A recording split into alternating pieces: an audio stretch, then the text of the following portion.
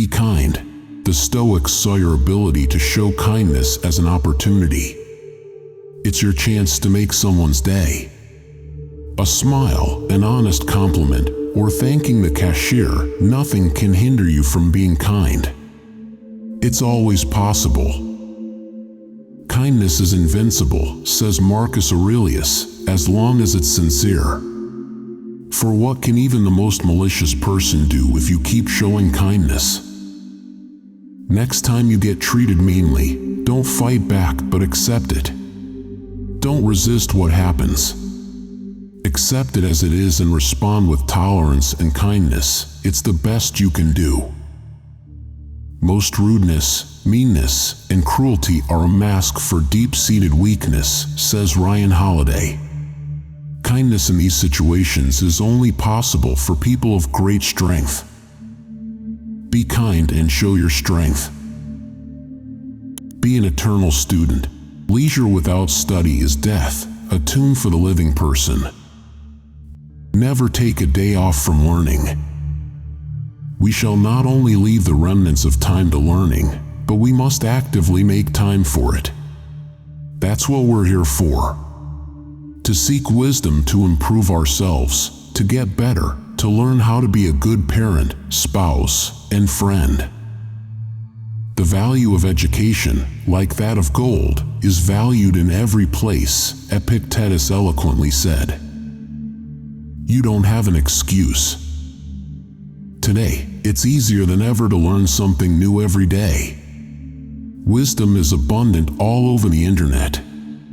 Books are cheap and get delivered directly to your comfy reading chair. We can learn from the smartest people who ever lived for a few bucks. Learn and don't be afraid to ask philosophical questions to broaden your perspective. Say only what isn't better left unsaid. Let silence be your goal for the most part. Say only what is necessary, and be brief about it. On the rare occasions when you're called upon to speak, then speak, but never about banalities like gladiators, horses, sports, food and drink, commonplace stuff. Above all, don't gossip about people, praising, blaming, or comparing them. Did you ever notice that people speak primarily about themselves? Even if they ask questions, as soon as they see the chance, they jump in and talk about something related to them. Whatever the topic, they will find something from their own life to add to the conversation. That's what we do. We like to talk about ourselves. The problem with that? We don't listen with the intention to understand, but we prepare what we want to say next.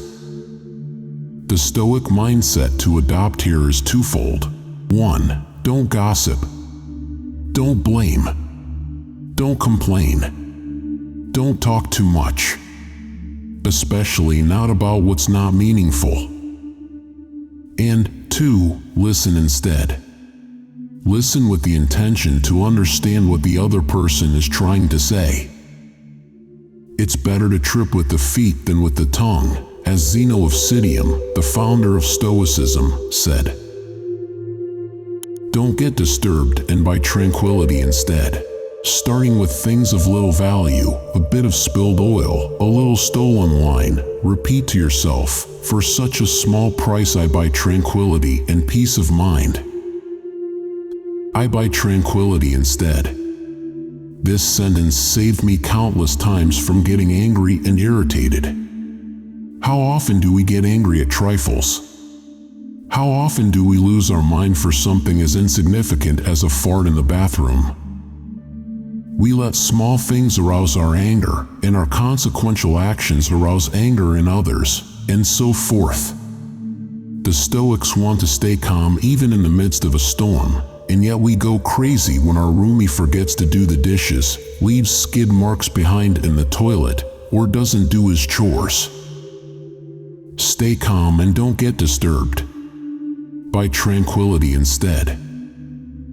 It doesn't need to be this way. Before you react to whatever arouses anger within, say to yourself, I buy tranquility instead. Then smile, do what needs to get done, and move on with your life. This will save you a ton of nerves and energy. You will soon realize that the small things that usually irritate you are not worth the hassle. See the opportunity in challenging situations. Difficult situations in life are only obstacles if we make them so. It depends on how we look at those challenges. We can either see obstacles and get blocked, or we can see opportunities and make progress. The Stoics searched for an opportunity for growth in every challenge. No matter what life threw at them, they had the choice. Would they be blocked by challenges, or would they fight through them? How to be stoic. Adopt this mindset. Either we shrink or we grow. This all comes down to our perception.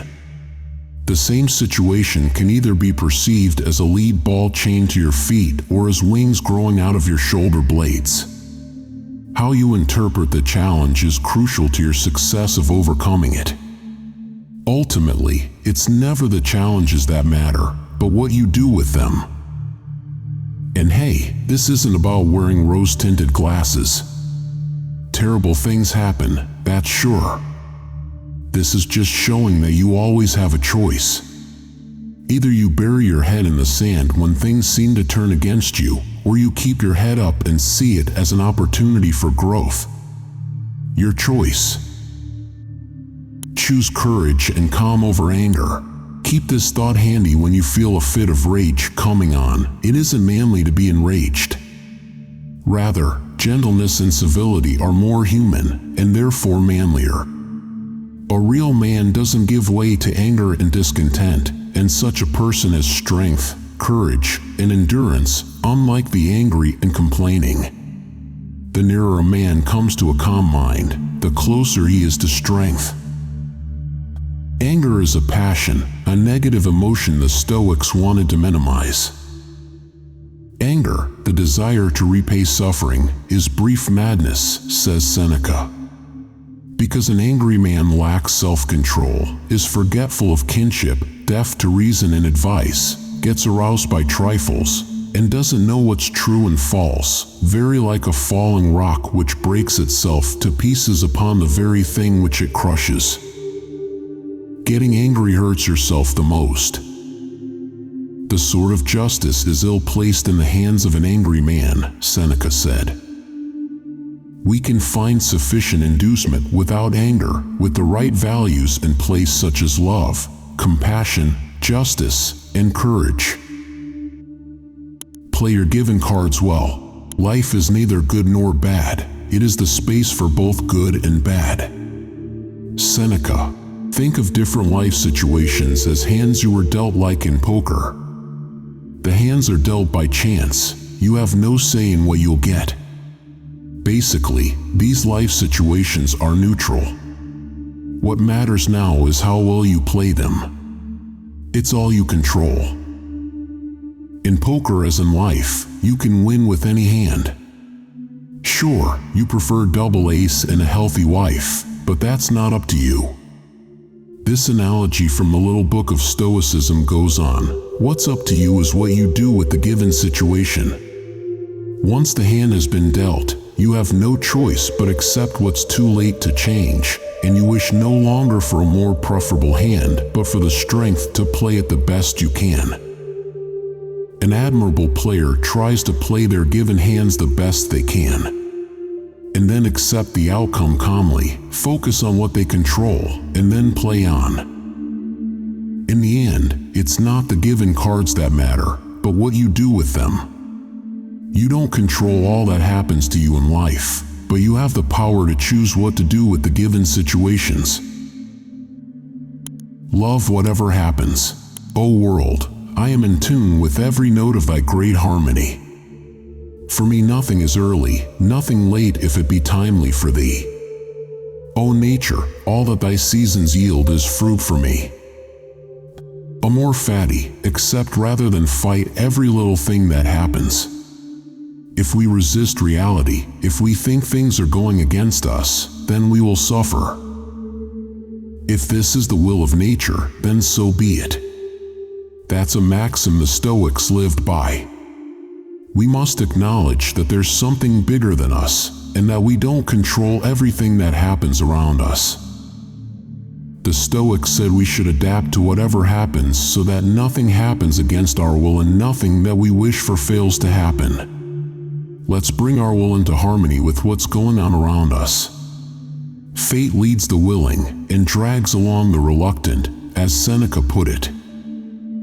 Nature is immensely complex, and it's impossible to tell whether anything that happens is good or bad, because you never know what will be the consequences of misfortunes, and you never know what will be the consequences of good fortune. We can't change what already is.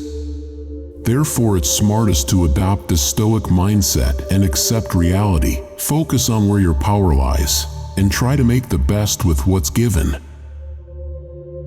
Don't get played like a puppet. If a person gave away your body to some passersby, you'd be furious. Yet you hand over your mind to anyone who comes along, so they may abuse you, leaving it disturbed and troubled. Have you no shame in that? The ambiguous remark of a colleague, the boyfriend who didn't call, or the comment of a stranger, we get spun around by things beyond our control. Like puppets, we let external circumstances and other people pull the strings and dance to their liking. Avoid rashness in your actions, stay calm, and don't get pulled by what's not under your control. Don't get played like a puppet. We dance to sunshine and stomp to rain. We cheer the goal of our favorite team and bemoan the late equalizer. This is madness. The mind is our own, but we're unaware, and oops, it's in the hand of the weatherman or the ref. Hey, let's wake up. We are able to decide what external events mean to us. We don't have to get jerked around by what happens around us. We can actually remain calm without getting hurt or irritated. Cut the strings that pull your mind. Take back what's meant to be yours. Stop the madness. Avoid rashness in your actions, stay calm, and don't get pulled by what's not under your control. You're not a puppet. Play the equanimity game. When force of circumstance upsets your equanimity, lose no time in recovering your self-control, and do not remain out of tune longer than you can help. Habitual recurrence to the harmony will increase your mastery of it. We all get caught off guard from time to time, not just by major events, but also by minor, often unexpected occurrences. The train doesn't arrive on time, your bike gets stolen, your friend cancels the date at the last minute. It's in weak moments when such insignificant situations can knock us out. We lose balance and become irritable and grouchy. Look, there's no problem in getting thrown out of balance sometimes. It happens to all of us.